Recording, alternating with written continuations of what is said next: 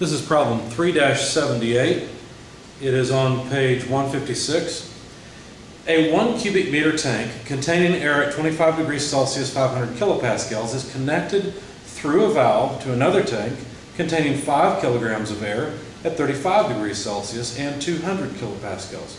Now the valve is opened and the entire system is allowed to reach thermal equilibrium with the surroundings, which are at 20 degrees Celsius. Determine the volume of the second tank and the final equilibrium pressure of the air.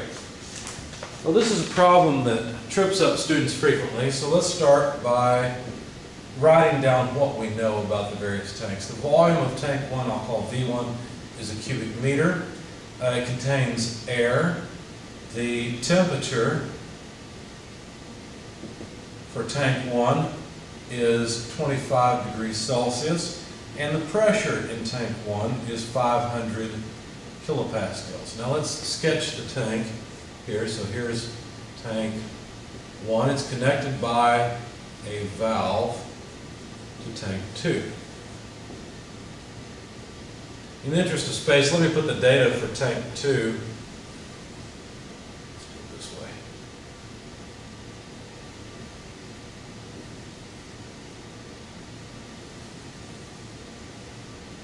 Let me put the data for tank 2 down here.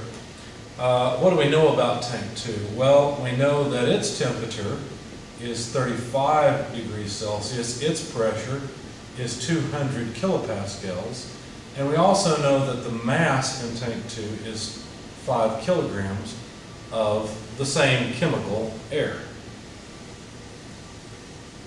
So that's what we know about this system. Let me make sure I've copied everything properly. Yes. Okay, we're set. Now, the final temperature of the entire system is 20 degrees Celsius because the surroundings are at 20 degrees Celsius.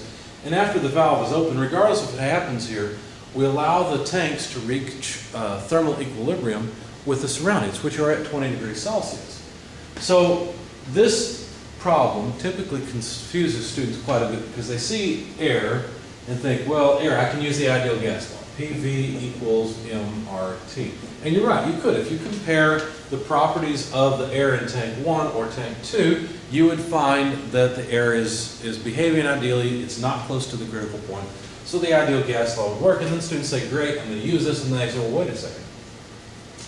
There's a different pressure in tank 1 or in tank 1 as there is in tank 2. Do I use some average pressure? And oh, by the way, these are initial conditions and this is the final condition. What's the volume in the end? What's going on here? Well, the problem is that students don't realize you can apply the ideal gas law to the two tanks individually, and then once the valve is open, to the two tanks together as a whole. That's the solution. That's the key to this problem. Now, one thing to notice about air, since we've got the gas constant there. The gas constant for air is 0.287 kilojoules per kilogram per Kelvin, and so we'll have to use that along the way. So what I'm going to do is apply the ideal gas law initially to tank 1. Notice we have temperature, volume, and pressure, and so we can find out how much mass there is in tank 1. In fact, the mass in tank 1 would be P1V1 over R over T1. If you plug in all the numbers, 500 kilopascals multiplied by a volume of 1 cubic meter divided by 0.287 kilojoules per kilogram per Kelvin, and the temperature, and you have to be careful here, the temperature is 25 degrees Celsius, but you can't put Celsius in the ideal gas law. You have to use absolute temperature units.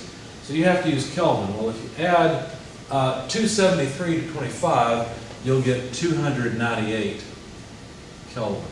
Okay, so there's the temperature in state 1. Let me get rid of this Celsius stuff and write down 298 Kelvin because that's really what we need. Okay, so there's the temperature in state 1. We get rid of the Kelvin. And by the way, a kilopascal meter cube is a kilojoule. And so we've got units of kilograms for our mass, which makes sense. Anyway, this comes out to about 5.85 kilograms of mass. So that's the amount of mass in tank 1. Now what about tank 2? What's unknown there? Well, we've got mass, temperature, pressure. Oh, volume's the unknown, right? So P2 V2 equals M2 RT2. Let's try 2 instead of 1. And so V2 is M2 RT2 over P2. Okay, so the mass in tank 2 is 5 kilograms. So let's see, 5 kilograms multiplied by 0.287 kilojoules per kilogram per Kelvin. That's the gas constant. The temperature in tank 2 is initially 35, but again, we need absolute units. If you add 273 to 35, you'll find that is 308 Kelvin. So if we plug in 308 Kelvin for the temperature, the Kelvin go away. In the denominator, we've got the 200 kilopascals. We use the same trick we used above in the units. A kilojoule is a kilopascal times a cubic meter. That way the kilopascals can cancel, the kilograms cancel. We're left with cubic meters of volume, and that volume comes out to 2.21 cubic meters. Now I've forgotten what they even asked us to find. They asked us to find, determine the volume of the second tank and the final equilibrium pressure of the air. So here's the first answer they wanted us to find, was that the volume in tank 2 is 2.21 cubic meters. And you can see they're basically just holding our hands through it by asking us to find this first, since that's required before we can solve any more of this problem. What did we find out about tank 1? Well, we found out that the mass in tank 1 is 5.85 kilograms. The last question is, what's the equilibrium pressure?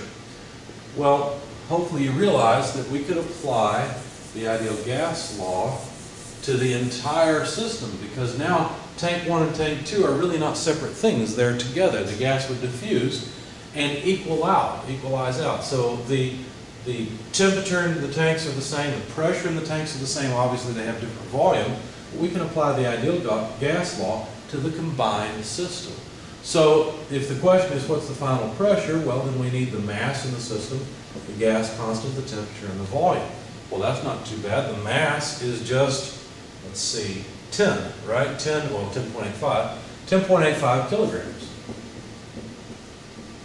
Because it's just the sum of the mass from the two tanks in the first place. The gas constant is still the same, 0.287 kilojoules per kilogram per Kelvin.